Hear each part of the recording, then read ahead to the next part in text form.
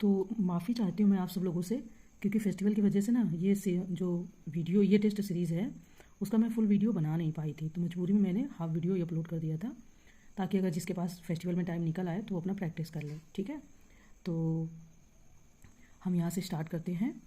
हमारा 57 से क्वेश्चन छूट गया था, तो वहीं से हम रिमेनिंग क्वेश्चन पढ़ते हैं। तो निम्नलिखित कथनों पर विचार कीजिए। ऑप्शन ए, इसने दिल्ली के नज़दीक यमुना नदी के किनारे एक नए शहर का निर्माण करवाया। बी, इसके साम्राज्य काल में मलिक मोहम्मद जायसी द्वारा प्रसिद्ध हिंदी कृति पद्मावत लिखी गई। थर्ड, इसने शुद्ध चांदी का रुपया तथा तांबे का दाम चलाया। तो यहाँ पर क्वेश्चन कह रहा है कि उपर्युक्त कथन किसके संदर्भ में है। ऑप्शन ए बाबर, बी शेर शाह सूरी, सी अकबर, या डी फिरोज शाह तुगलक। ठीक है, तो हमें इसका आंसर सही बताना है। तो कई लोग इतने फेमस थे कि इस तरीके से उनके बारे में स्टेटमेंट बन जाते हैं। तो देखिए, जो भी कथन दिए गए हैं वैसे अगर आप गेस कर रहे होगे, मैं थोड़ा सा रुक जाती हूँ, आप वीडियो को पहले देखिए।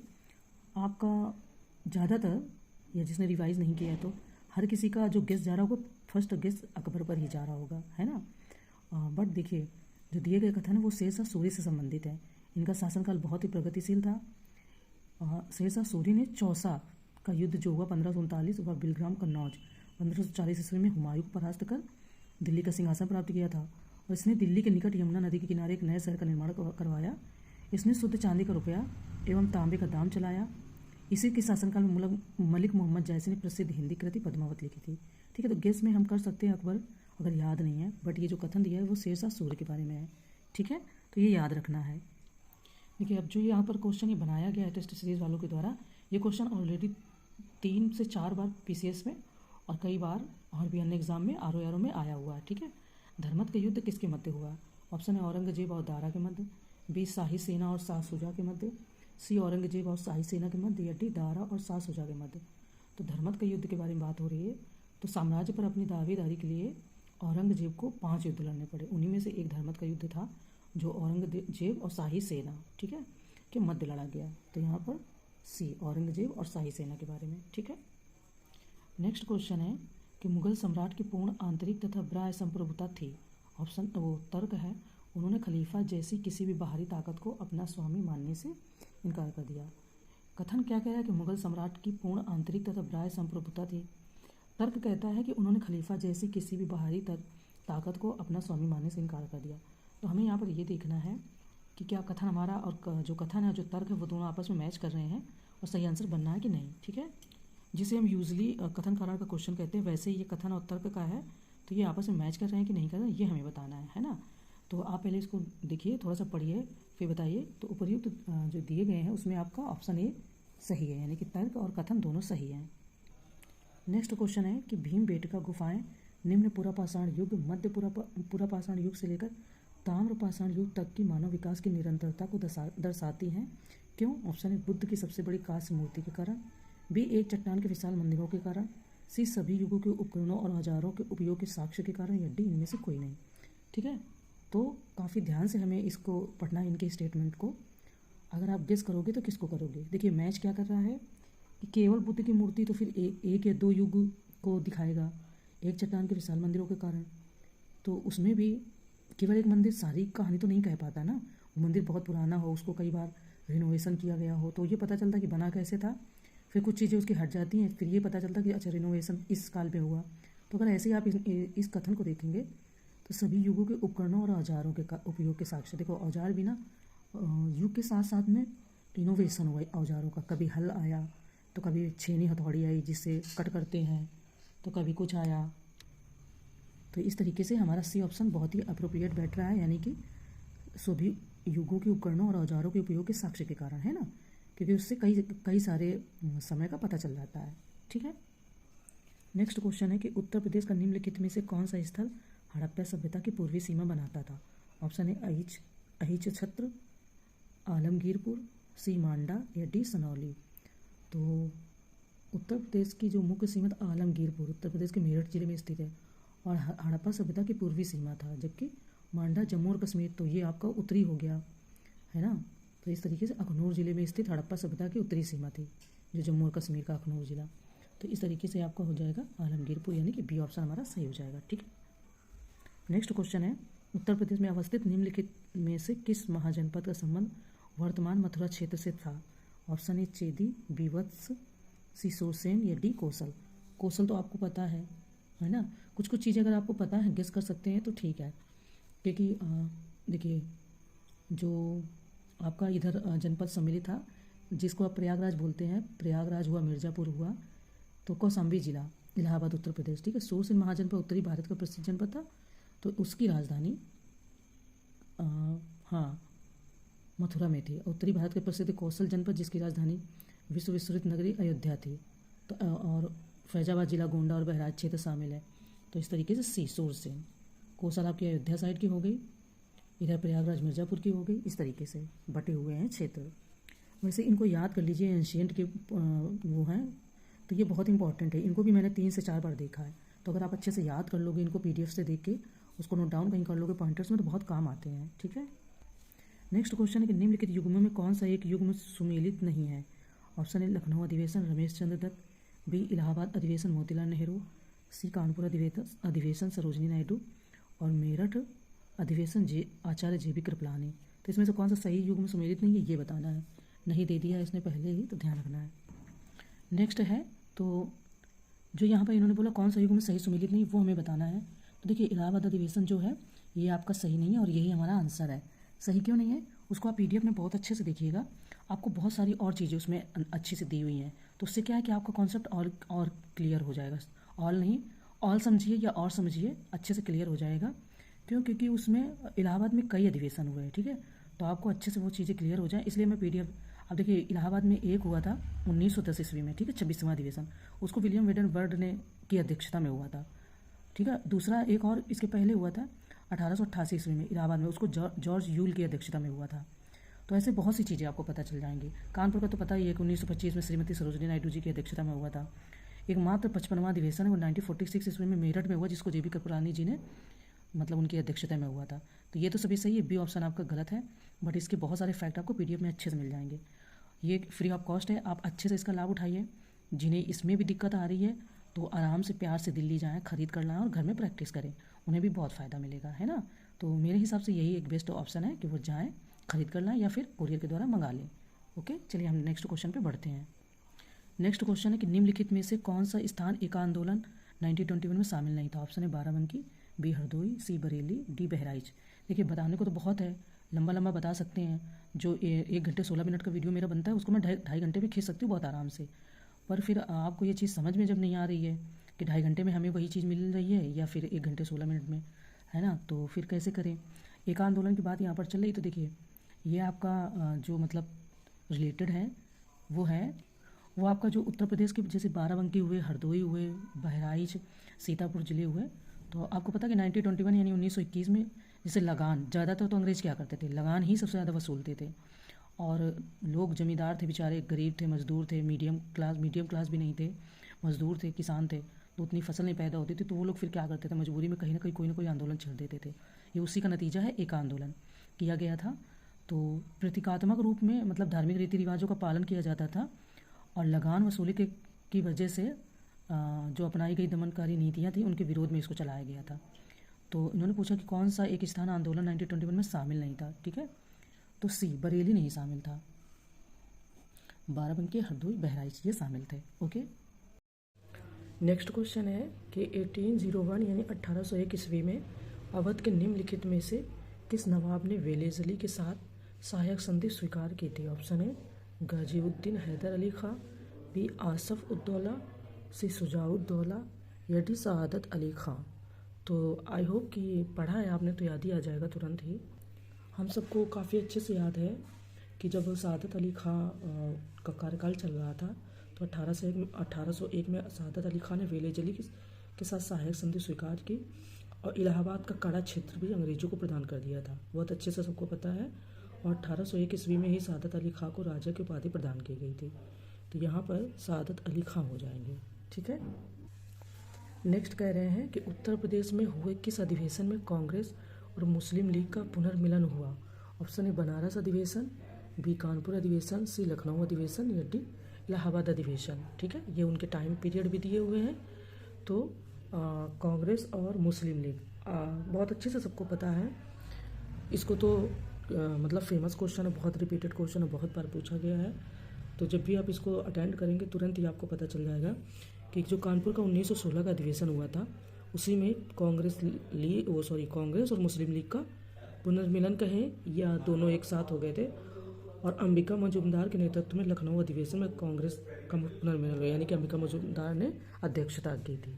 ओके, नेक्स्ट क्वेश्चन है कि निम्नलिखित में से कौन सा जौनपुर में वास्तुकला की सर्की शैली का उल्लेखनीय उदाहरण है? ऑप्शन है अटाला मस्जिद, बी जामा मस्जिद, सी लाल दरवाजा मस्जिद, या डी उपर्युक्त सभी।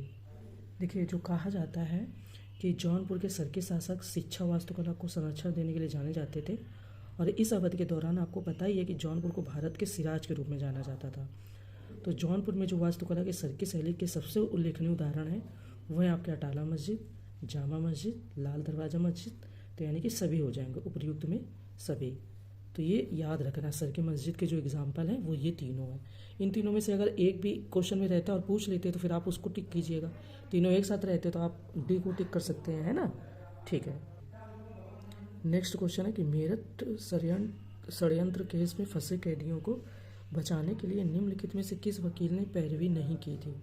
ऑप्शन है जवाहरलाल नेहरू, बी मोतीलाल नेहरू, सी कैलाश नाथ काटजू, या डी एमजी छागला।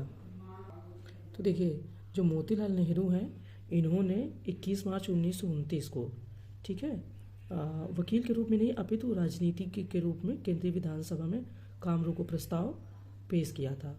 तो आपका जो ऑप्शन हो जाएगा वो फिलहाल बी हो जाएगा। तो यही चाहते थे कि जो कैदी हैं उनको बचाया जा सके। ठीक है, नेक्स्ट आपको पता है कि भारत में कई जगह समानांतर सरकारों का गठन किया गया था। तो वही क्वेश्चन में पूछ रहे हैं कि भारत छोड़ो आंदोलन में किसके अंतर्गत बलिया में स्वतंत्र सरकार का गठन हुआ था? तो ऑप्शन है जेसी निगम, बी मातंगी हजारा, सी चित्तू पांडे, या डी पंडित महानंद मिश्रा। तो आपको पता है कि जब तक भारत में जो देसी रियासत थी उसको देश आज़ाद होने के बाद धीरे धीरे एक साथ मिलाया गया, जिसमें सरदार वल्लभ भाई पटेल का बहुत बड़ा योगदान है। बट ये पहले भारत छोड़ो आंदोलन के समय समानांतर सरकारों का गठन किया गया था। तो ये उस समय का क्वेश्चन पूछ रहे हैं। तो आपको पता ही है कि चित्तू पांडे, बलिया क्षेत्र में चित्तू पांडे ने समानांतर सरकार का गठन किया था। ठीक है, नेक्स्ट आपका है कि नवीनतम पुरातात्विक खुदाई के आधार पर भारतीय उपमहाद्वीप में सबसे पुराना कृषि साक्ष्य उत्तर प्रदेश में निम्नलिखित में से किस स्थल पर मिला है? तो देखिए, ऑप्शन ए कोल्डीवा, बी सराय नहार राय, सी मोदहा, ये महादहा लिखा है लेकिन महोदहा होता है। ठीक है, और थर्ड लहुरा देव। तो ये भी रिपीटेड क्वेश्चन है, पूछा भी गया है। तो आपको बता दें कि लहुरा देव में ये आपका इधर सीतापुर साइड, कबीर नगर साइड में पड़ता है। 8000 ईसा पूर्व से 9000 ईसा पूर्व के चावल के प्रमाण मिले हैं।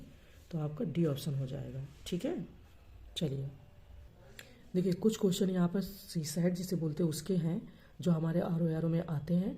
तो मैं यहाँ अपने हिसाब से बता रही हूँ, आपको PDF दी जाएगी, आप उससे अपने अकॉर्डिंग अच्छे से सॉल्व कर लीजिएगा। ठीक है, यहाँ पूछा है कि 223 स्टार 431 में किस न्यूनतम मान को इस संख्या से बदला जाना चाहिए ताकि संख्या 9 से विभाज्य हो जाए। ठीक है, ये आपके ऑप्शन दिए हुए हैं। तो देखिए ये जो संख्या है हमने इस तरीके से लिख लिया ऐड करने के लिए। ठीक है, प्लस का निशान लगा के हमने, तो ये संख्या टोटल कितनी हो रही है?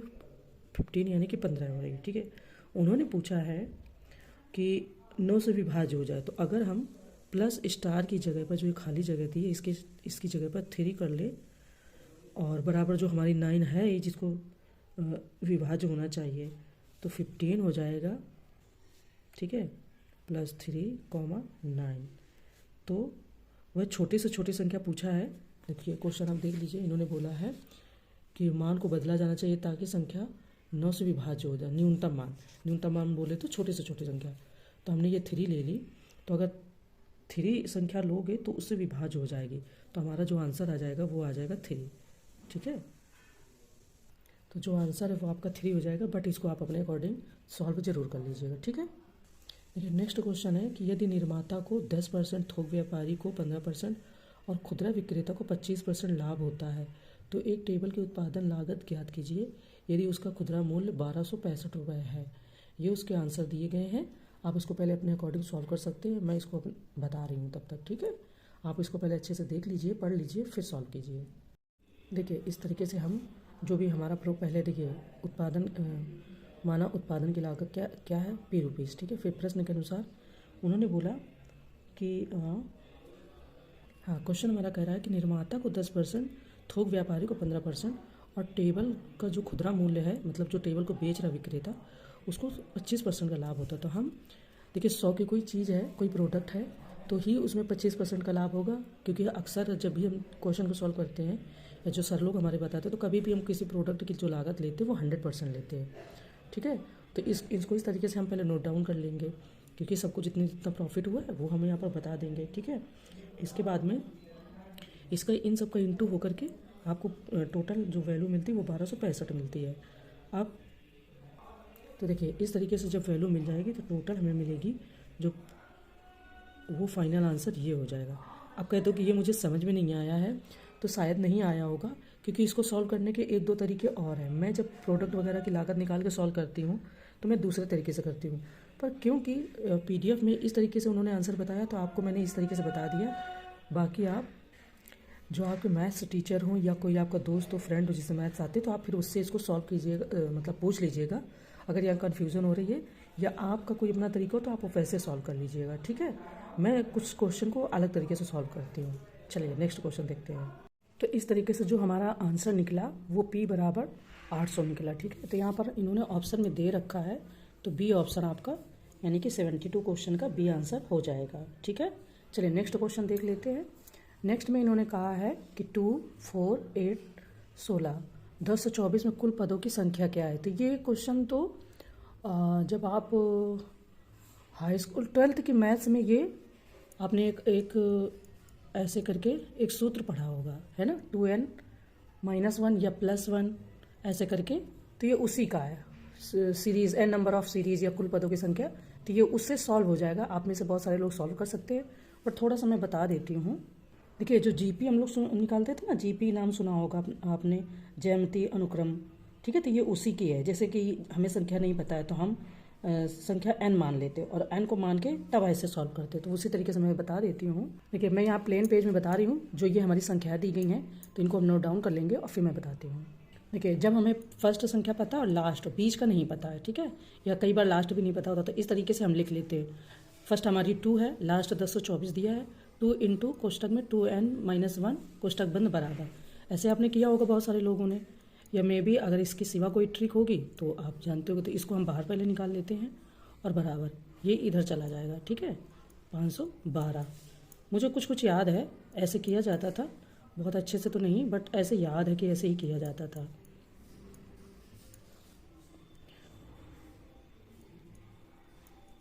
ओके, तो यहाँ पर आ जाएगा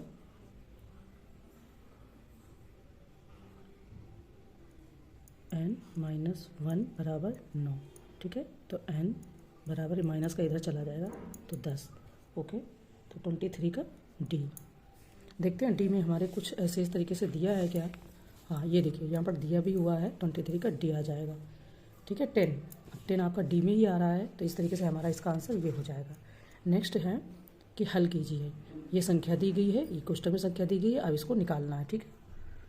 देखिए इन्होंने इसको क्या किया है, इस तरीके से जैसे ये दिया गया है तो इसको हमको पहले वर्डमॉस की सहायता से इसको सॉल्व कर लेना है और हमारे आंसर आ जाएगा। बट जो बता दिया वो मैं आपको बता देती हूँ, इन्होंने इस तरीके से किया है। देखिए जब आप इसको सॉल्व करोगे तो आपको ये संख्या प्राप्त होगी और फाइनल आंसर आपको ये मिल जाएगा। अब इस आंसर को चेक करते हैं कि हमारे किस ऑप्शन में दिया है। 2984 D, ठीक है। तो 74, हाँ एक बार देख लेते हैं ज़रा अच्छे से। हाँ 2984 ही दिया है, ठीक है। चलिए नेक्स्ट देखते हैं क्वेश्चन। नेक्स्ट क्वेश्चन कह रहा है कि यदि ये संख्या हो तो x का मान ज्ञात कीजिए। ये कुछ क्वेश्चन आपको C-सेट में मिलेंगे, आप इनकी ज़रूर अच्छे से रिवीजन करके प्रैक्टिस करके ज़रूर जाएं, है ना। देखिए जब हम इसको इस तरीके से नोट डाउन कर लेंगे और जब हमको सॉल्व करना होगा तो हम इसको इस तरीके से सॉल्व करेंगे। 2/9 बराबर x/18, ठीक है। तो ये इधर आ जाएगा तो 9x हो जाएगा बराबर 36 है। 18 तो ये है ना, 18 2 ज़ा, तो x बराबर हमें आ जाएगा 4। सिंपल है बट इसको करना पड़ेगा, ये आंसर आ जाएगा। अब इसको हमको चेक करना है कि 75 क्वेश्चन नंबर में क्या हमारा ये आंसर है? हाँ 4, सी नंबर हमारा है। ठीक है, तो इसका भी आंसर हमारा आ गया। अब नेक्स्ट कह रहा है कि 4 क्रमागत विषम संख्याओं का औसत 24 है, सबसे बड़ी संख्या ज्ञात कीजिए। ऑप्शन है 25, बी 27, सी 29 या डी 31। विषम सम ये संख्या आती हैं। ठीक है, इसमें एक्स के द्वारा क्वेश्चन को समझा दिया गया है। आंसर आपका 27 आएगा, फाइनल आएगा 21 प्लस उसमें हम 6 को ऐड करेंगे तो 27, क्योंकि विषम संख्या पूछा है तो ये आ जाएगा। बट कैसे आया इसको आप पीडीएफ में देख लीजिए, कोई बहुत ट्रिक नहीं है, बस एक्स से करके सॉल्व किया गया है, तो बहुत प्रॉब्लम नहीं है। अगर आप एक्स आंसर को पीडीएफ से देखकर समझेंगे तो आ जाएगा समझ में। ठीक है, देखिए नेक्स्ट क्वेश्चन क्या है कि बिंदु पी से सचिन दक्षिण की ओर 20 मीटर चलता है, वह बाएं मुड़ता है और 30 मीटर चलता है, फिर वह बाएं मुड़ता है और 20 मीटर चलता है, वह फिर से बाएं मुड़ता है और 40 मीटर चलता है और बिंदु क्यू पर पहुंचता है। तो बिंदु पी से बिंदु क्यू की दूरी कितनी दूर और किस दिशा में है? तो इसको मैं बताती हूँ। इसको तो अगर आप पीडीएफ से ना भी देखो, केवल क्वेश्चन को पढ़ पढ़ के करो, तो देखिए पहले तो हमें इस तरीके से डायरेक्शन बना लेनी है। ठीक है, कि कौन सा पूर्व है कौन सा पश्चिम, इस तरीके से बना के फिर क्वेश्चन को सॉल्व करना है। इसको पीडीएफ ना भी देखेंगे तो आ जाएगा। देखिए इसको शॉर्ट में आप लिख लीजिएगा, ईस्ट वेस्ट या पूर्व पश्चिम लिख लीजिएगा। ठीक है, ईस्ट वेस्ट नॉर्थ साउथ, पूर्व पश्चिम भी लिख लीजिएगा। अब आपको जब क्वेश्चन सॉल्व करना तो आप यहाँ से पॉइंट लीजिए, पहले पॉइंट में वो क्या कह रहा है क्वेश्चन वो बताइए। देखिए क्वेश्चन हमारा क्या कह रहा है, पहले हमें तो डायरेक्शन बना लेनी है। ठीक है, ये ईस्ट हो गया, ये वेस्ट हो गया, ये नॉर्थ हो गया और ये साउथ हो गया। ठीक है, इस तरीके से हमें डायरेक्शन बना लेनी है। अब ये जैसे जैसे हमारा स्टेटमेंट चल रहा है यहाँ पर, इसको हमें वैसे फॉलो करना है। इन्होंने बोला कि पी, अब हमने यहाँ पर कोई पॉइंट पी ले लिया। ठीक है, ये हमारा पी है। ये बोल रहे हैं कि पी पॉइंट बिंदु पी से सचिन दक्षिण की, दक्षिण बोले तो साउथ, तो हमने नीचे को घुमा दिया।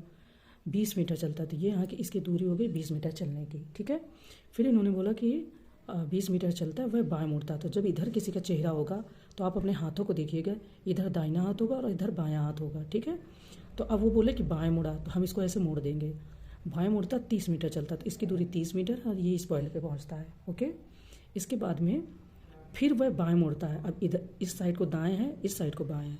जब वो बाएं मुड़ता है, बाएं मुड़ता 20 मीटर यानी कि बराबर की दूरी चलता है, ये इस पॉइंट पे आ जाता है। वह फिर से बाएं मुड़ता 40 मीटर। तो देखिए 30 जो ये हमने दूरी है यहाँ की जो तय की थी, सचिन ने तय की थी, हमने नहीं, ये 30 मीटर चलेगा। जब बोला 40 तो 10 मीटर आगे चलेगा। ये पूरी हो गई टोटल हमारी जो चलने की उसकी लेंथ, वो हो गई 40 मीटर। ये इस पॉइंट पे पहुंचता है और जिस पॉइंट पे पहुंचता है इसको स्टेटमेंट में नाम दिया गया है क्यू। तो हमने उसे क्यू पॉइंट पे सचिन को पहुंचा दिया। तो वो पूछ रहे हैं कि बिंदु पी से क्यू की कितनी दूरी है। तो अब ये पी है, यहाँ से चलना शुरू किया था सचिन ने। तो देखिए सचिन ने टोटल 20 इधर चला, 20 ये बराबर है 30 ये चली, 30 ये चली। अब जब ये 30 बराबर चली, फिर 40 10 आगे बढ़ा, तो 30 10 40 मीटर, 40 मीटर जब चली तो उन्होंने पूछा है कि बिंदु पी से, ये स्टार्टिंग पॉइंट है, पी से क्यू की दूरी कितनी। तो यही दूरी नापेंगे ना कि ये सब थोड़ी ना नापेंगे, ये दूरी नापेंगे, क्योंकि इस पॉइंट से स्टार्ट किया घूमते घूमते घूमते और इस पॉइंट से फिर 10 मीटर आगे निकल गया, तो 10 मीटर हो गया। अब किस दिशा में है, तो देखिए ईस्ट वेस्ट नॉर्थ साउथ, इधर चेहरा है, मुंह है इधर वेस्ट की तरफ, वेस्ट मतलब पश्चिम है ना, तो पश्चिम की तरफ है। तो अब यहाँ पर देखिए 10 मीटर कहाँ आ रहा है, 10 मीटर उत्तर आ रहा है। हम उत्तर का मतलब ऊपर नॉर्थ की तरफ, नॉर्थ तो वो जा नहीं रहा था। अगर इस पॉइंट पे जाते वक्त तो उन्होंने पूछा होता तो नॉर्थ होता, इधर जा रहा है, इस साइड जा रहा है, इसका मतलब है कि 10 मीटर पश्चिम बी। अब आप पीडीएफ में भी चेक कर लीजिएगा, यही आंसर दिया होगा। ठीक है, इन्होंने पूछा कि एक निश्चित भाषा में मद्रास को NBESBT के रूप में कोडित किया जाता है, तो उस कोड में बॉम्बे को कैसे कोडित किया जाएगा, इसको भी मैं बता देती हूँ। रीजनिंग का क्वेश्चन है।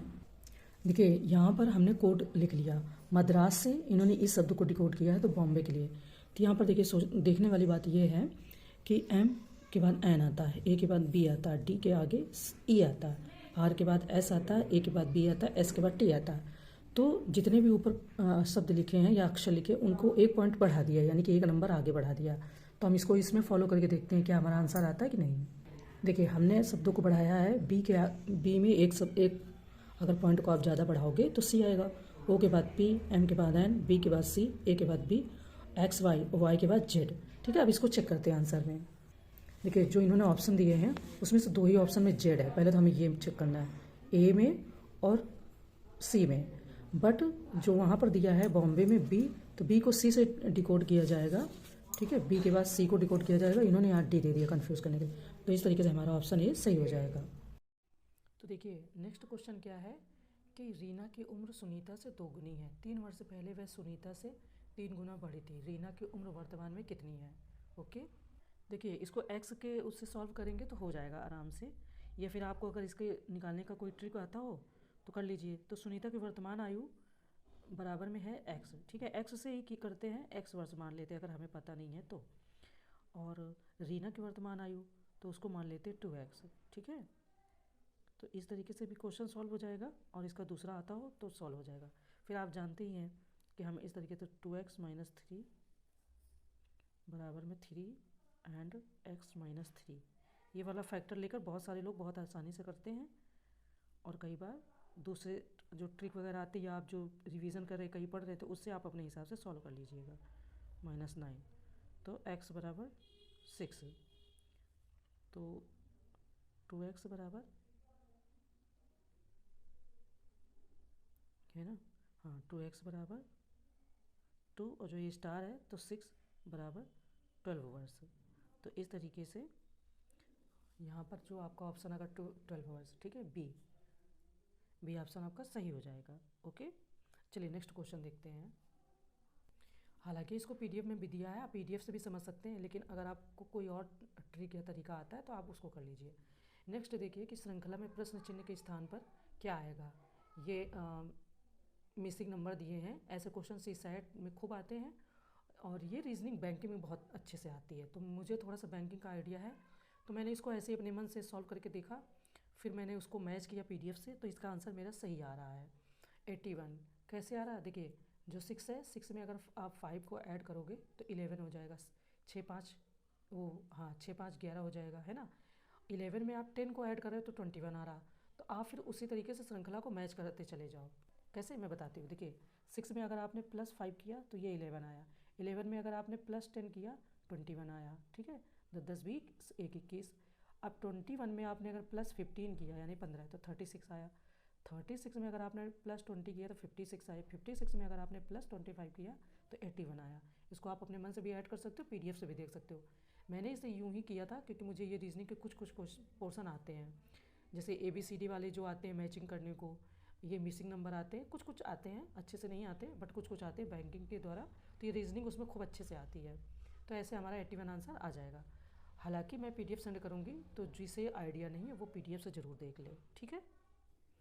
नेक्स्ट क्वेश्चन है कि सूची फर्स्ट को सेकंड से सुमेलित करना है और कोट से सही आंसर चुनना है। राजा राम मोहन राय, सोम प्रकाश, ईश्वरचंद विद्यासागर, संवाद कॉमेडी, हरीशचंद्र मुखर्जी केसरी, डी बाल गंगाधर तिलक, हिंदू पैट्रियट। तो इसमें से इनको मैच करना है।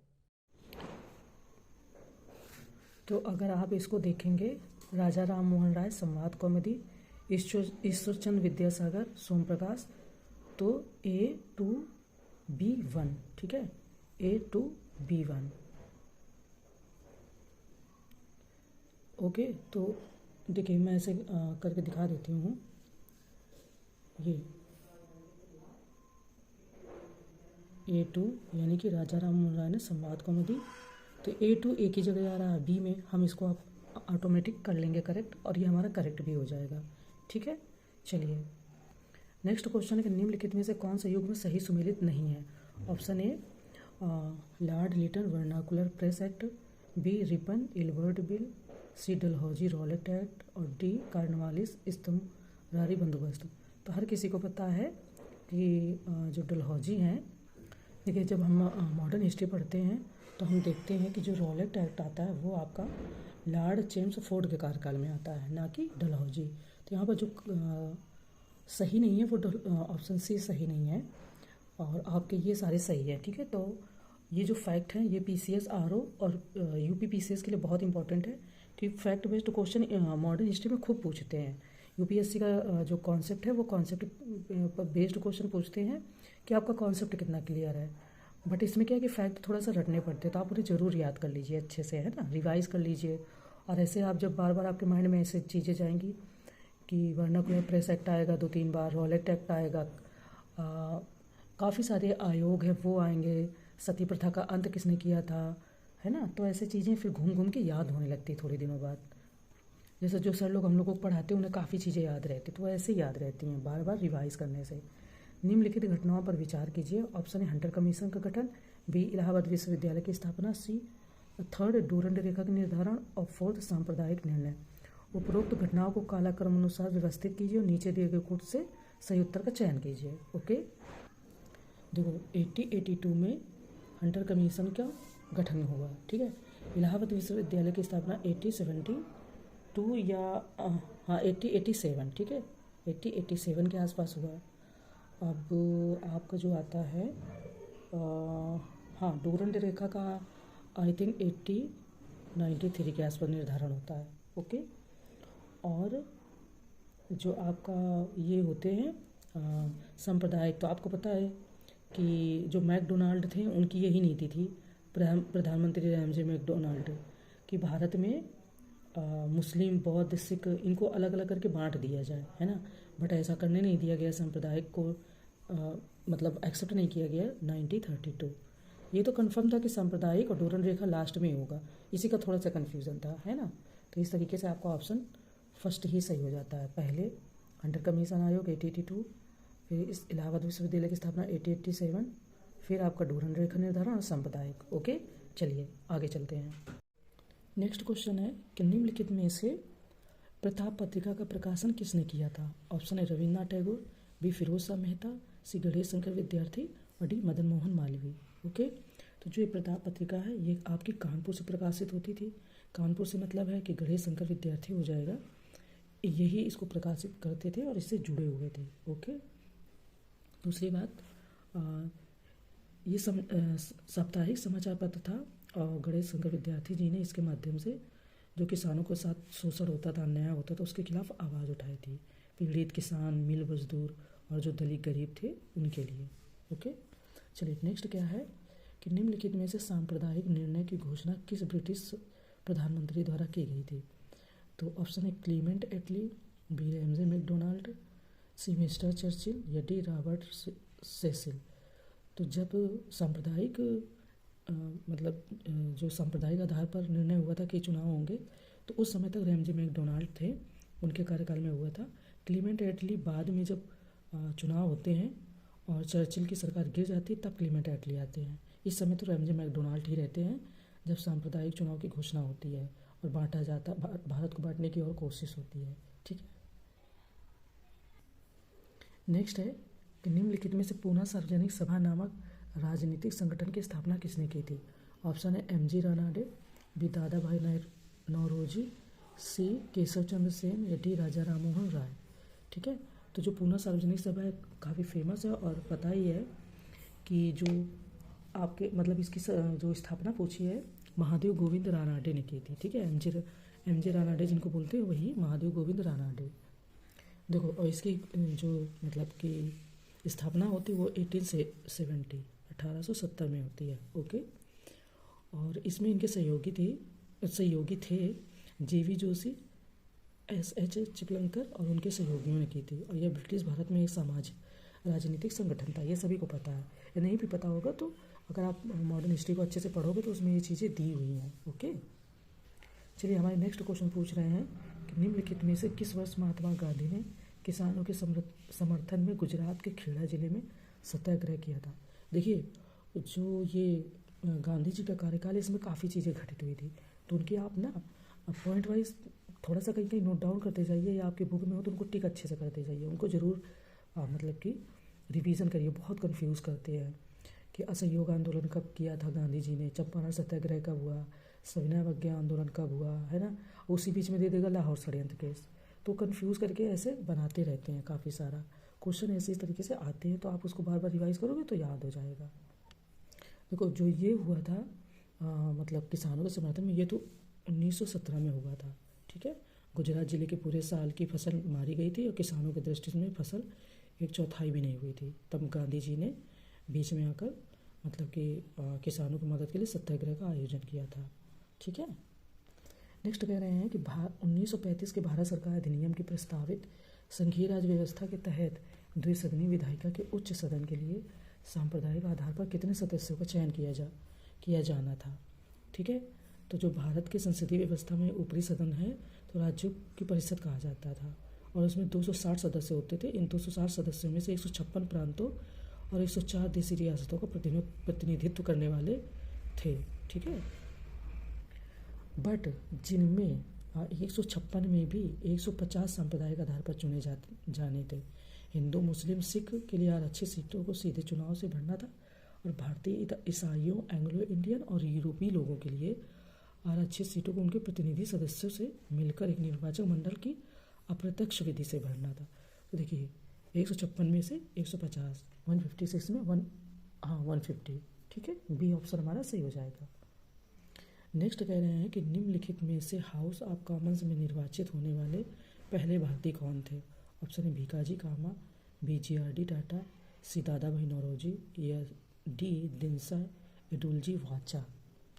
देखिए हम लोग जानते हैं कि दादा भाई नौरोजी को गोपाल कृष्ण गोखले और महात्मा जी दोनों के गुरु के रूप में जानते हैं और उन्होंने ही आपकी थ्योरी दी थी, ड्रेन ऑफ वेल्थ की थ्योरी है ना, फेमस है। और उन्होंने 1892 से 1895 तक हाउस ऑफ कॉमन्स में सदस्य के रूप में कार्य किया। ठीक है, तो वे 3 बार कांग्रेस के अध्यक्ष बने। तो इस तरीके से हो जाएगा दादा भाई नौरोजी, ऑप्शन सी आप सही हो जाएगा। ओके, नेक्स्ट क्वेश्चन है कि पवनार आश्रम निम्नलिखित में से किस सामाजिक कार्यकर्ता से संबंधित है। ऑप्शन है महात्मा गांधी, बी विनोबा भावे, सी राजा राम मोहन राय या डी आचार्य कृपलानी। तो देखो भूदान आंदोलन आपको पता है, उसके जनक विनोबा जी को ही कहा जाता है। पवनार आश्रम स्थापित विनोबा जी ने ही महिलाओं के लिए खास तौर से ये बनवाया था। ठीक है, तो ये हो जाएगा विनोबा भावे जी का पवनार आश्रम। ओके, नेक्स्ट है कि कांग्रेस वास्तव में बिना हथियारों के गृह युद्ध में है। तो कांग्रेस के संदर्भ में यह कथन किसने कहा था। Option Mohammad Ali Jinnah, B Lord Dufferin, सी लॉर्ड कर्जन या डी सर सैयद अहमद खान। ठीक है, तो फिलहाल तो ये लाइन जो कही थी कांग्रेस के लिए बिना हथियारों के गृह युद्ध में है, तो सर सैयद अहमद खान ने कही थी और निंदा भी की थी। तो ये चीज़ आप याद रखना। हाँ, चलिए नेक्स्ट क्वेश्चन देखते हैं। नेक्स्ट क्वेश्चन है कि निम्नलिखित में से भारत में लैंड होल्डर्स सोसाइटी की स्थापना किस वर्ष हुई थी। ऑप्शन है 1838, बी 1923, सी 1926 या डी 1857। देखिए पहली बात तो जो लैंड होल्डर समिति है इसी का नाम जमींदारी एसोसिएशन भी है। ठीक है, दोनों नाम इसी के हैं, तो ये चीज़ याद रखना। और जिसे आधुनिक भारत का पहला राजनीतिक संघ माना जाता है। इसे औपचारिक रूप से 1838 में मान्यता प्राप्त हुई थी या कलकत्ता में शुरू किया गया था। ओके, तो ऑप्शन ए यहाँ पर सही हो जाएगा। ठीक है, नेक्स्ट है कि the Indian war of independence 1857 के लेखक हैं निम्नलिखित में से कौन थे। ऑप्शन है वल्लभ भाई पटेल, बी वीर सावरकर, सी मंगल पांडे या डी HP चट्टोपाध्याय। ओके, तो देखिए इसके बारे में खूब चर्चा हुई है बीच में करंट में, तो आप गेस कर सकते हो, बट इसको वीर सावरकर जी ने लिखा है। ठीक है, the Indian war of independence 1857। Okay, Vinayak Damodar Savarkar. ये पुस्तक पहली बार वर्ष 1909 में नीदरलैंड में प्रकाशित हुई थी और शुरुआत में इसे मराठी में लिखा गया था। ठीक है, चलिए नेक्स्ट है कि ब्रिटिश भारत के दौरान निम्नलिखित में से कौन सी समिति आयोग शिक्षा से संबंधित थे। ऑप्शन है सार्जेंट योजना, बी मैकडॉनल्ड कमीशन, सी फ्रेजर कमीशन या डी हार्टोग समिति।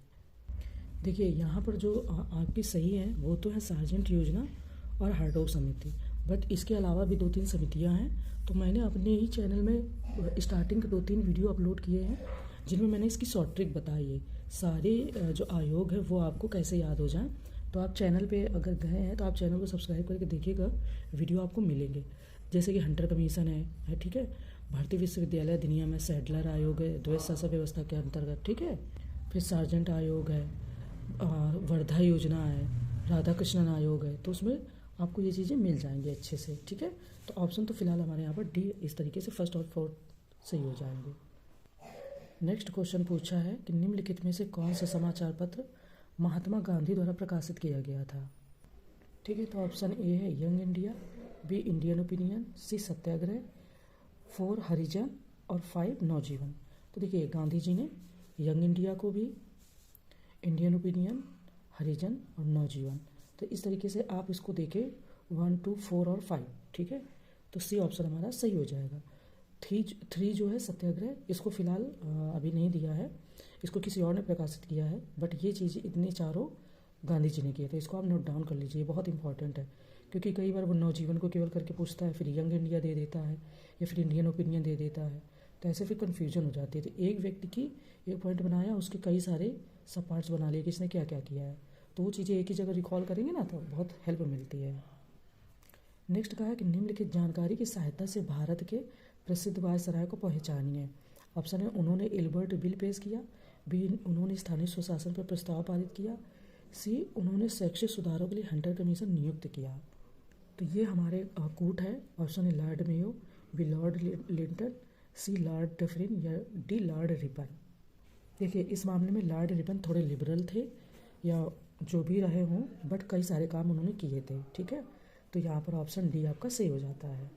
नेक्स्ट है कि निम्नलिखित में से कौन इंडियन होम रूल लीग के पहले अध्यक्ष थे, जो 28 अप्रैल 1916 मतलब 28 अप्रैल 1916 को अस्तित्व में आया था। ऑप्शन है एनसी केलकर, बी जीएस खरपड़े, सी बीएस मुंजे, या डी जोसेफ बैप्तिस्ता। थोड़ा सा अलग तरीके का प्रोनाउंसिएशन है, तो ये ध्यान रखना है। ठीक है, देखिए होम रूल के बारे में जो यहाँ पर एक्सप्लेनेशन दिया वो काफ़ी लंबा छोड़ा दिया है और काफ़ी इन्फॉर्मेशन से भरी हुई लाइन है। ठीक है, तो उसको आप अच्छे से पहले पढ़ लीजिएगा। फिलहाल आंसर यहाँ पर आपका डी जोसेफ बैप्तिस्ता है। अब चूंकि इनका नाम जोसेफ बैप्तिस्ता है, तो इनको ये मत समझिए कि ये कोई ब्रिटिशर्स रहे होंगे, ये भारतीय थे। जोसेफ काका भी इन्हें बोलते थे, और ये बॉम्बे के एक भारतीय राजनेता और कार्यकर्ता थे। ठीक है, इनकी स्थापना पर भारतीय होम रूल आंदोलन के अध्यक्ष भी थे। इसकी स्थापना जब हुई होम रूल लीग की, तो ये उसके अध्यक्ष थे। तो नाम पे मत जाइएगा, ये भारतीय थे, और इसके बारे में डिटेल्ड इन्फॉर्मेशन आप पीडीएफ से ज़रूर पढ़िएगा, काफ़ी इन्फॉर्मेशन है। ठीक है, नेक्स्ट क्वेश्चन क्या है कि निम्नलिखित युग्मों पर विचार कीजिए। ऑप्शन ए प्रार्थना समाज आत्माराम पांडुरंग द्वारा स्थापित, बी सेकेंड सत्यशोधक समाज ज्योतिराव फूले द्वारा स्थापित, आर्य समाज स्वामी दयानंद द्वारा स्थापित समाज। तो हमें बताना कि इनमें से कौन से सही ऑप्शन हैं। देखिए, आप अगर तीनों को आपने रिवाइज़ किया होगा तो आपको पता चल जाएगा। वैसे पीडीएफ से भी इसके बारे में अच्छे से देख लीजिएगा तो सही रहेगा, बट यहाँ पर जो हमारा ऑप्शन हो जाएगा वो हो जाएगा थर्ड, डी, यानी कि 1, 2, 3 तीनों ही हमारे सही है। ठीक है, नेक्स्ट है कि महात्मा गांधी के संबंध में निम्नलिखित कथनों पर विचार करें। ऑप्शन है स्वतंत्रता संग्राम के दौरान सविनय अवज्ञा आंदोलन के दौरान महात्मा गांधी को पहली बार गिरफ्तार किया गया था। ठीक है, सेकेंड, महात्मा गांधी को दक्षिण अफ्रीका में कभी गिरफ्तार नहीं किया गया है। तो उपरोक्त में से कौन से कथन सही है ये बताना है। ठीक है, देखिए पहली बार तो गांधी जी को भारत में जब गिरफ्तार किया गया था, जो पहली गिरफ्तारी होती है वो उनकी 10 अप्रैल 1919 को होती है। ठीक है, 10 अप्रैल 1919 को होती है। कहाँ होती है? तो पलवल का नाम सुना है, जो वर्तमान में हरियाणा में है। वो असहयोग आंदोलन का जब प्रारंभिक चरण चल रहा था, अमृतसर जा रहे थे। ठीक है, तो सविनय अवज्ञा आंदोलन के दौरान तो ये तो होगा नहीं। दूसरी बात, महात्मा गांधी जी की जो पहली गिरफ्तारी दक्षिण अफ्रीका के बारे में बात हो रही है, तो 10 जनवरी 1908 को ट्रांसवाल को पंजीकृत करने या छोड़ने में विफल रहने के कारण हुई थी। ठीक है, और वहाँ पर उन्हें 2 महीने का जो कारावास है उसकी सज़ा हुई थी। ठीक है, मतलब पलवल में तो गिरफ्तार किया गया था भारत में, और दक्षिण अफ्रीका में गिरफ्तार किया गया था जब वो ट्रांसवाल को पंजीकृत कराने जा रहे थे, और वहाँ पर 2 महीने की पहले सज़ा भी हुई थी, कारावास, लेकिन फिर समझौता करके उन्हें 30 जनवरी को रिहा कर दिया गया था। तो इस तरीके से कौन सा कथन सही है? तो ना तो पहला सही है और ना ही दूसरा सही है। ठीक है, नेक्स्ट क्वेश्चन है कि भारतीय रिजर्व बैंक की स्थापना के लिए कौन से अधिनियम का प्रावधान किया गया था। ऑप्शन है भारत सरकार अधिनियम 1919, बी भारत सरकार अधिनियम 1935, सी भारतीय स्वतंत्रता अधिनियम 1947, या डी उपरोक्त में से कोई नहीं। देखिए, बैंकिंग के बारे में तो पता ही है कि जब देश की मुद्रा और साख को नियंत्रित करना था तो भारतीय रिजर्व बैंक की स्थापना का प्रावधान किया गया। इसकी स्थापना 1 अप्रैल 1935 को होती है केंद्रीय बैंक के रूप में, है ना। तो ये होती है भारत सरकार अधिनियम 1935 के द्वारा। ठीक है, तो बी ऑप्शन हमारा सही हो जाएगा। नेक्स्ट क्वेश्चन है कि वायसराय लॉर्ड हेस्टिंग के न्यायिक सुधार के बारे में निम्नलिखित में से कौन सा से कथन सही है। ऑप्शन है हर थाने में मुंसिफ की नियुक्ति की जाती थी। ऑप्शन बी या सेकेंड, सन 1821 में मुंसिफ को 150 रुपये तक के मामलों की सुनवाई करने की अनुमति दी गई थी। ऑप्शन थर्ड, 1818 में मजिस्ट्रेटों को 2 साल तक के श्रम के साथ कारावास की सजा देने का अधिकार दिया गया था। तो नीचे कोड की सहायता से बताना कि हमारा कौन सा विकल्प सही है। Option A first, B first और थर्ड, सी सेकेंड और थर्ड, या डी फर्स्ट सेकेंड और थर्ड। ठीक है, देखिए लॉर्ड हेस्टिंग ने प्रत्येक थाने में मुंसिफ को 64 रुपये तक के मामलों के निष्पादन के लिए नियुक्त किया था। ठीक है, और इस तरीके से तीनों ऑप्शन यहाँ पर सही हैं, तो हमारा डी ऑप्शन जो है वो सही हो जाएगा। बाकी कुछ चीज़ें और इन्फॉर्मेशन जिसे अगर आप पढ़ना चाहेंगे तो पीडीएफ से अच्छे से पढ़ लीजिएगा। ठीक है, हम आगे बढ़ते हैं। नेक्स्ट क्वेश्चन है कि चार्ल्स मिटकॉफ को प्रेस का मुक्तिदाता क्यों कहा जाता है। ऑप्शन ए 1810 के लाइसेंसिंग रेगुलेशन एक्ट को निरस्त करने के लिए, ऑप्शन बी 1815 के प्रेस एक्ट को निरस्त करने के लिए, ऑप्शन सी 1823 के लाइसेंसिंग रेगुलेशन एक्ट को निरस्त करने के लिए, या डी 1830 के प्रेस एक्ट को निरस्त करने के लिए। है ना, इम्पॉर्टेंट है। तो जॉन एडम्स ने वर्ष 1823 में लाइसेंसिंग अधिनियम पेश किया। अधिनियम का मुख्य उद्देश्य अनिवार्य लाइसेंसिंग शुरू करके भारतीय समाचार पत्रों को दबाना था, और चार्ल्स मिटकॉफ ने 1835 में उस अधिनियम को निरस्त कर दिया और द लिबरेटर ऑफ प्रेस की उपाधि प्राप्त की। तो आपका ऑप्शन यहाँ पर सी हो जाएगा। यहाँ पर एक चीज़ और ध्यान रखना, लॉर्ड रिपन ने क्या किया था, वर्नाकुलर प्रेस एक्ट जो लॉर्ड लिटन ने लागू किया था उसको उन्होंने लिबरल किया था। ठीक है, और चार्ल्स मिटकॉफ प्रेस का मुक्तिदाता, तो दोनों में कन्फ्यूजन ना हो जाए, तो आप इस चीज़ को याद रखिएगा कि इन्होंने रेगुलेशन एक्ट को निरस्त किया था और उन्होंने पत्र पत्रिकाओं पे जो बाउंडेशन लगाई गई थी उसके लिए उन्होंने काम किया था। ठीक है, उन्होंने तो फिलहाल कई सारे काम किए थे, बट दोनों में कन्फ्यूजन हो, क्योंकि मैं तो कई बार हो चुकी हूँ, मे भी आप ना होते हो, पर फिर भी ध्यान रखिएगा। पहले से थोड़ी सावधानी बरतना अच्छा रहता है ना। हमारे पास इतना टाइम तो है नहीं कि हम इस साल इस चीज़ को सही कर लेंगे, नेक्स्ट ईयर वो चीज़ सही कर लेंगे। हमारी कोशिश होनी चाहिए कि एक साल में हम कई सारी कमियों को धीरे धीरे रिमूव करके अपना रिजल्ट अच्छा बनाएं। ठीक है, नेक्स्ट क्वेश्चन हमारा कह रहा है कि निम्नलिखित में से कौन सी घटना लॉर्ड कैनिंग के वायसराय के कार्यकाल के दौरान घटी थी। ऑप्शन ए 1858 का भारत सरकार अधिनियम पारित हुआ, बी नील विद्रोह, सी 1861 का भारतीय परिषद अधिनियम पारित हुआ, या डी उत्तर पश्चिमी प्रांतों में अकाल पड़ा। हमें यहाँ पर अपने ऑप्शन के द्वारा आंसर को बताना है। ऑप्शन ए फर्स्ट और सेकेंड, बी फर्स्ट सेकेंड और थर्ड, सी सेकेंड थर्ड और फोर्थ, या डी फर्स्ट सेकेंड थर्ड और फोर्थ। ठीक है, तो यहाँ पर आपके डी यानी कि सारे ऑप्शन सही है। अब इनको पीडीएफ में अच्छे से पढ़ लेना, ठीक ठाक जानकारी अच्छे से दे देते हैं कई बार, तो आपको काफ़ी हेल्प मिल जाएगी। है ना, भारत सरकार अधिनियम 2 अगस्त 1858 को पारित किया गया।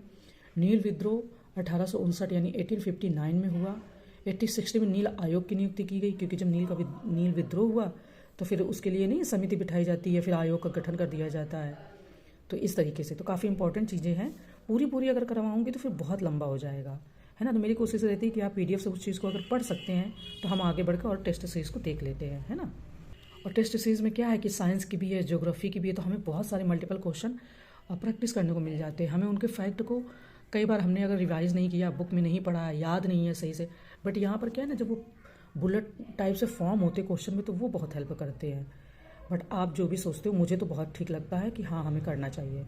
निम्नलिखित वायसराय को उनकी नियुक्ति के कालक्रम के अनुसार व्यवस्थित कीजिए या करें। Option A Lord Lansdowne, B Lord Elgin second, third Lord Ripon, या फोर्थ लॉर्ड डफरिन। तो इनको इस तरीके से बताना है। तो यहाँ पर ये कोट दिया गया है। ए में फर्स्ट सेकेंड थर्ड और fourth, B third fourth first second, C fourth third first second, या D first fourth third two. तो यही हमें बताना है कि इसमें से कौन सा सही होगा। तो देखिए वायसराय का कालक्रम पहले क्या आएगा, लॉर्ड रिपन आएंगे 80 to 84, 4 साल का इनका कार्यकाल रहा था। ठीक है, तो लॉर्ड रिपन का मतलब 4 नंबर पहले आ जाएगा। 4 नंबर आपका एक ही ऑप्शन में दिया है। इस तरीके से भी आप इसको टैकल डाउन कर सकते हैं या मतलब सॉल्व कर सकते हैं। लॉर्ड डफरिन का भी 84 to 88 रहा है। ठीक है, 4 साल के आसपास का कार्यकाल रहा है। लॉर्ड लैंसडाउन का 88 से 94 रहा, इनका थोड़ा लंबा रहा है। लॉर्ड एलिगेंस सेकेंड का 94 to 99, इनका 5 के समथिंग रहा है ना। तो इस तरीके से हमारा सी ऑप्शन सही हो जाएगा। ओके, चलिए एक सेकेंड, देखिए लॉर्ड डफरिन 4 नंबर पे हैं और लॉर्ड रिपन जो है वो 3rd पे है, तो 3rd फिर आपका बी हो जाएगा। लॉर्ड रिपन को जो नाम वहाँ पर दिया है वो 3 पे दिया है। यहाँ पर लॉर्ड रिपन ईयर के हिसाब से पहले आएंगे, तो थर्ड नंबर पहले हो जाएगा, वो मिस्टेक से मैंने 4 पे टिक कर दिया था। ठीक है। नेक्स्ट क्वेश्चन है कि निम्नलिखित में से कौन सी घटना लॉर्ड रीडिंग के वायसराय के कार्यकाल के दौरान घटित हुई थी? ऑप्शन ए, विश्व भारती विश्वविद्यालय की स्थापना हुई, बी, काकोरी षड्यंत्र हुआ, और सी, थर्ड भारतीय कम्युनिस्ट पार्टी की स्थापना हुई, या फोर्थ, सी आर दास की मृत्यु हो गई। तो यहाँ पर ये ऑप्शन दिए हैं, ऑप्शन ए फर्स्ट और सेकंड, बी फर्स्ट सेकंड और थर्ड, सी सेकंड थर्ड और फोर्थ, या डी फर्स्ट सेकंड थर्ड और फोर्थ। तो हमें इसमें आंसर बताना है। देखिए इस तरीके से कई क्वेश्चन अभी आपने देखे, चार्ल्स मिटकॉफ के बारे में, रिपन के बारे में, है ना, और लॉर्ड डफरिन या रिपन के बारे में, इस तरीके से। तो बहुत बहुत अच्छे से आपको काफ़ी डेटा रिवाइज हो जाएगा। ओके। तो विश्व भारती विश्वविद्यालय की स्थापना वर्ष 1920 में हुई थी।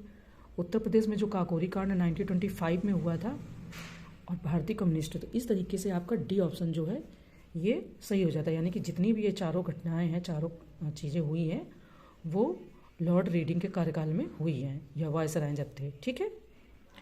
नेक्स्ट क्वेश्चन है कि जब कांग्रेस के स्वयं सेवकों ने धरसाना नामक डिपो पर छापा मारा तो महात्मा गांधी किस जेल में बंद थे? ऑप्शन ए, अहमदनगर फोर्ट जेल में, बी, साबरमती जेल में, सी, आगा खान पैलेस पूना में, या डी, यरवदा जेल में। तो जब कांग्रेस के स्वयं सेवकों ने, है ना, उसके समय का पूछ रहे हैं, तो उस समय के घटना के बारे में, तो भारत में ब्रिटिश शासन के दौरान कांग्रेस के स्वयं सेवकों ने धरसाना नामक डिपो पर जब छापा मारा तो गांधी जी को पहले ही गिरफ्तार कर लिया गया था और यरवदा जेल में बंद थे। ठीक है। यरवदा यानी कि डी ऑप्शन आपका यहाँ पर सही हो जाता है।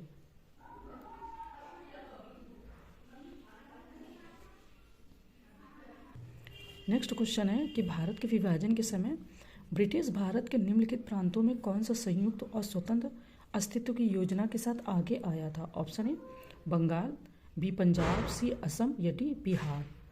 तो ब्रिटिश भारत का पंजाब एकजुट और स्वतंत्र अस्तित्व की योजना के साथ आगे आया था। ठीक है ना, पंजाब हो गया इस तरीके से। नेक्स्ट है कि 17 नवंबर 1932 से 24 दिसंबर 1932 के बीच तीसरे गोलमेज सम्मेलन में किस पार्टी या पार्टियों ने भाग लिया था? Option A, British Labour Party, B, Muslim League, C, Bharatiya Rashtriya Congress party, या डी, उपरोक्त सभी। तो 1932 से 24 दिसंबर 1932 के बीच में जो तीसरा सम्मेलन हुआ था, ये उसके बारे में क्वेश्चन बात हो रही। तो मुस्लिम लीग, मोहम्मद अली जिन्ना, आगा खान, फजलुल हक जिन्ना आदि और अन्य ने इसमें भाग लिया। ब्रिटिश लेबर पार्टी ने इसमें भाग लेने से मना कर दिया और भारतीय राष्ट्रीय कांग्रेस भी अनुपस्थित रही। तो बी हो जाएगा आपका ऑप्शन कि इन्होंने भाग लिया था। ठीक है। नेक्स्ट है कि निम्नलिखित में से इंडियन नेशनल एसोसिएशन की स्थापना किसने की थी? Option A, Subhash Chandra Bose, B, Surendra Nath Banerjee, C, Somesh Chandra Dutt, या डी, महात्मा गांधी। देखिए इसकी जब स्थापना हुई इंडियन नेशनल एसोसिएशन भारतीय राष्ट्रीय संघ की 1876 में, तो सुरेंद्र नाथ बनर्जी जी ने इसकी स्थापना की थी। ठीक है। चलिए आगे बढ़ते हैं। नेक्स्ट है कि बम और पिस्तौल क्रांति नहीं करते हैं, क्रांति की तलवार विचारों की शान पर तेज होती हैं। तो निम्नलिखित में से किस स्वतंत्रता सेनानी से संबंधित ये वक्तव्य है? Option A, Subhash Chandra Bose, B, Bal Gangadhar तिलक, सी, लाला लाजपत राय, या डी, भगत सिंह। तो ऐसे वक्तव्य आते रहते हैं। 1929 में सेंट्रल असेंबली हॉल दिल्ली में बमबारी के संबंध में जब सत्य न्यायालय के समक्ष गवाही देते हुए भगत सिंह ने कहा कि बम और पिस्तौल से क्रांति नहीं होती है। ठीक है। तो ये आपका जो वक्तव्य है वो हमारे भगत सिंह जी का है। ठीक है। नेक्स्ट है कि भारतीय स्वतंत्रता आंदोलन के दौरान व्यक्तिगत सत्याग्रह के लिए चुने गए जाने वाले पहले व्यक्ति कौन थे? Option A, Motilal Nehru, B, Sardar Vallabh Bhai Patel, C, doctor Rajendra Prasad, या डी, आचार्य विनोबा भावे। देखिए भूदान आंदोलन का अगर क्वेश्चन आए या व्यक्तिगत स्वतंत्रता के लिए क्वेश्चन आए तो उसके लिए आपको हमेशा डॉक्टर आचार्य विनोबा भावे का नाम आएगा, है ना। यहाँ पर क्वेश्चन पहले आया है। अगर यही क्वेश्चन हो जाता कि दूसरा व्यक्ति कौन था तो वहाँ पर आपका थोड़ा सा आंसर बदल जाएगा। ठीक है। तो दूसरे जवाहरलाल नेहरू हो जाएंगे, पहले आचार्य विनोबा भावे। नेक्स्ट है कि अरविंदो को निम्नलिखित में से किन आरोपों के संबंध में गिरफ्तार किया गया था? Option A, Alipur bomb case, B, Kakori case, C, Lahore साजिश केस, या डी, कोल्हापुर बम केस। तो श्री अरविंदो एक भारतीय राष्ट्रवादी स्वतंत्रता सेनानी और योग गुरु तो थे ही, कवि भी थे। तो अलीपुर, ठीक है। अलीपुर बम कांड के सिलसिले में गिरफ्तार किया गया और इस मुकदमे में उन्हें बरी कर दिया गया और 1 साल की अलग अलग कैद के बाद रिहा कर दिया गया था। तो ये हो जाएगा अलीपुर बम केस, ठीक है। नेक्स्ट है कि स्वतंत्र स्वदेशी आंदोलन भारत में निम्नलिखित में से किस घटना के दौरान शुरू हुआ? ऑप्शन है बंगाल विभाजन विरोधी आंदोलन, बी रॉलेट एक्ट के खिलाफ। नेक्स्ट है कि स्वदेशी आंदोलन भारत में निम्नलिखित में से किस घटना के दौरान शुरू हुआ, है ना। तो अभी स्वदेशी आंदोलन के बारे में तो आप जानते ही हो। तो इसकी जो आधिकारिक घोषणा हुई थी वो 7 अगस्त 1905 को हुई थी। 7 अगस्त 1905 को ही क्यों? क्योंकि आपको पता कि बंगाल विभाजन भी 1905 में ही इसकी मतलब घोषणा कर दी थी कि अब हम इस बंगाल का विभाजन करेंगे, ठीक है। देखिए, तो स्वदेशी आंदोलन तभी चलाया गया था और इसके साथ साथ ही बहिष्कार भी चालू किया गया था, बहिष्कार आंदोलन, क्योंकि लॉर्ड कर्जन ने ये अनाउंसमेंट किया ही था। तो आपको पता है बंगाल विभाजन विरोधी आंदोलन के तहत ये शुरू हुआ था, है ना। नेक्स्ट है कि निम्नलिखित में से किसने 80 के दशक की शुरुआत में आर्य महिला समाज की स्थापना की थी? ऑप्शन है रमाबाई रानाडे, बी पंडिता रमाबाई, सी स्वामी विवेकानंद या डी राजा राममोहन राय, है ना। तो रमाबाई ने ही 1882 में महिलाओं की शिक्षा के लिए पुणे में आर्य समाज की स्थापना की थी, है ना। नेक्स्ट है कि निम्नलिखित में से चंपारण सत्याग्रह का संबंध किससे था? ऑप्शन है नील की खेती, बी प्लेग बीमारी, सी मिल मालिकों से या डी जमीन का ताज़ा आकलन, ठीक है। तो आई होप आ ही गया होगा आंसर। देखिए, प्लेग बीमारी तो चंपारण में नहीं फैली थी। मिल मालिकों से जो मतलब झगड़ा या बात चल रही थी मजदूरों के बीच में, वो आपकी गुजरात में थी, है ना। तो और ना ही प्लेग बीमारी। तो यहाँ पर ऑप्शन ही आपका पता ही है कि नील की खेती के संबंध में। नेक्स्ट है कि निम्नलिखित में से किस कार्य का श्रेय लॉर्ड डलहौजी को नहीं है? ऑप्शन है बर्मा का विलय, बी मैसूर का विलय, सी सतारा का विलय या डी पंजाब का विलय। देखिए, आपको पता है कि सबसे पहले लॉर्ड डलहौजी ने विलय करके राज्यों को, तो सतारा को पहले उसने किया था, है ना। और इसके बाद में झांसी को किया। फिर उसने कुशासन का आरोप लगाकर वाजिद अली शाह, जो अवध के आखिरी नवाब थे, उनको हड़प नीति का शिकार बनाया। लॉर्ड डलहौजी के कार्यकाल में द्वितीय आंग्ल सिख युद्ध हुआ था, जो 18 अप्रैल 1848 से 1849 के मध्य तक चला और इस युद्ध में अंग्रेजों की जीत हुई और सिखों की हार हुई, है ना। और लॉर्ड डलहौजी के कार्यकाल में द्वितीय आंग्ल बर्मा युद्ध भी हुआ। तो बर्मा भी नहीं होगा, सतारा भी नहीं होगा, तो आपका मैसूर हो गया, ठीक है। मैसूर का विलय उसके उसमें नहीं हुआ था। नेक्स्ट है कि भारत में पहली कपास मिल कताई मिल के रूप में निम्नलिखित में से कहाँ पर स्थापित की गई थी? ऑप्शन है कलकत्ता, बी बॉम्बे, सी दिल्ली या डी मद्रास। तो भारत के संदर्भ में 22 फरवरी 1854 को भारत की पहली कपड़ा मिल बॉम्बे स्पिनिंग एंड वीविंग मिल की स्थापना की गई बॉम्बे में, ठीक है, जिसे आज मुंबई कहते हैं, बॉम्बे में। नेक्स्ट है कि 1921 में नरेंद्र मंडल या चैम्बर ऑफ प्रिंसेस का उद्घाटन निम्नलिखित में से किसके द्वारा किया गया था? ऑप्शन है Lord Curzon, B Duke of Connaught, C Lord Wellesley या डी ड्यूक ऑफ वेलिंगटन। 1921 के संबंध में बात हो रही। तो यह एक शाही उद्घोषणा द्वारा था कि 8 फरवरी 1921 को चैम्बर ऑफ प्रिंसेस की स्थापना की गई थी, है ना। तो यहाँ पर हो जाएगा B Lord of Connaught. Next है कि निम्नलिखित में से कामागाटा मारू क्या है? ऑप्शन यह एक जहाज, बी एक बंदरगाह, सी एक सेना या डी एक औद्योगिक टाउनशिप है। देखिए, जो कामागाटा मारू है वह एक जापानी जहाज था जो 1914 में हांगकांग से वैंकूवर तक आर्थिक प्रवासियों को लेकर गया था, जो भारत में अपनी रहने की स्थिति को पसंद नहीं करते थे। हालांकि अधिकांश यात्रियों को कनाडा में उतरने की अनुमति नहीं थी और जहाज को भारत लौटने के लिए मजबूर होना पड़ा था। तो ये एक घटना घटी थी। तो ये एक जापान का जहाज था, ओके। नेक्स्ट है कि निम्नलिखित में से खिलाफत आंदोलन किसके द्वारा शुरू किया गया था? ऑप्शन है मोहम्मद अली जिन्ना, बी डॉक्टर जाकिर हुसैन, सी फखरुद्दीन अली अहमद या डी अली ब्रदर्स। तो खिलाफत आंदोलन आप जानते ही हो कि मार्च 1919 जनवरी 1921 और मार्च 1991 मतलब 1919 में बम्बई में एक खिलाफत समिति का गठन किया गया था। मोहम्मद अली जिन्ना और शौकत अली बंधुओं के साथ साथ अनेक मुस्लिम लोगों ने क्यों उठाया था? क्योंकि इसका मुद्दा यहाँ से नहीं जुड़ा था, इसका मुद्दा वर्ल्ड ज्योग्राफी से जुड़ा हुआ था, है ना। आपको पता है कि वो लोग उनको खलीफा नहीं मान रहे थे या उन्हें उतना कुछ मिल नहीं रहा था। तो उसी के संदर्भ में भारत में भी उसके खिलाफ आंदोलन किया गया था। जैसे कभी कोई गलत घटना कहीं महिलाओं के खिलाफ घटित होती है तो फिर कैंडल मार्च निकाला जाता है ना, कि हम उन्हें इस चीज़ को हम सपोर्ट करते, इसको नहीं करते, उसी तरीके से। तो यहाँ पर डी हो जाएगा, अली मोहम्मद अली जिन्ना हो जाएंगे, अली ब्रदर्स ऐसे करके। तो ये दो मतलब अली बंधुओं के साथ साथ में मोहम्मद अली जिन्ना और कई शासक जुड़े हुए थे। तो यहाँ पर फिलहाल मोहम्मद अली जिन्ना भी हो जाएंगे और अली ब्रदर्स भी हो जाएंगे, शौकत अली बंधुओं। ठीक है, तो ऑप्शन में उन्होंने डी दिया है, मुझे नहीं पता क्यों लगा दिया, क्योंकि ये भी थे और ये भी थे। ठीक है, नेक्स्ट क्या है कि दिसंबर 2022 में भारत ने निम्नलिखित में से किस संगठन की अध्यक्षता ग्रहण की। तो ये 22 का करंट है, अगर आप इसको स्किप कर दोगे तो कोई दिक्कत नहीं होगी, है ना। ये भी 22 का है। देखो हमारा वो टेस्ट तो हो गया कंप्लीट। अब उसमें कुछ क्वेश्चन, 2-4 क्वेश्चन ऐसे दे दिए जो 2022 के करंट से रिलेटेड है।